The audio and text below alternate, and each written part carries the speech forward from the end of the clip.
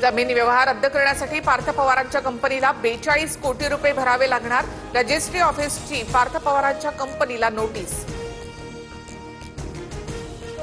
पार्थ पवार यांच्यावर गुन्हा का दाखल नाही याचं उत्तर गृहमंत्रीच देऊ शकतात। जमीन प्रकरणामध्ये शरद पवारांचा फडणवीसांना सवाल।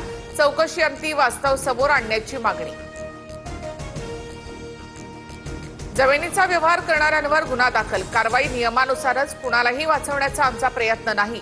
पार्थ पवारांवर गुन्हा दाखल न करण्याबाबत फडणवीसांची स्पष्टोक्ती। कुटुंब आणि राजकारण या दोन वेगवेगळ्या गोष्टी। सुप्रिया सुळेंचं मत वैयक्तिक असू शकतं। सुळेंनी केलेल्या पार्थ पवारांच्या पाठराखणवर शरद पवार यांची प्रतिक्रिया। पुणे जमीन व्यवहार प्रकरणातील आरोपी शीतल तेजवानी 300 कोटी घेऊन परदेशात असल्याची शक्यता। शीतल तेजवानी गायब असल्यामुळे वादग्रस्त जमीन व्यवहार रद्द होऊ शकत नसल्याची माहिती। पक्षचोरी मतचोरीनंतर आता जमिनीही चोरायला निघालीत। मुख्यमंत्री समिती नेमणार, क्लीन चिट देणार आणि मग विषय संपला। पार्थ पवार जमीन व्यवहार प्रकरणावरून उद्धव ठाकरेंची टीका। व्यवहारामध्ये 1 रुपया सुद्धा दिला गेलेला नाही। पार्थ पवारांच्या जमीन व्यवहार प्रकरणी अजित पवारांचा खुलासा।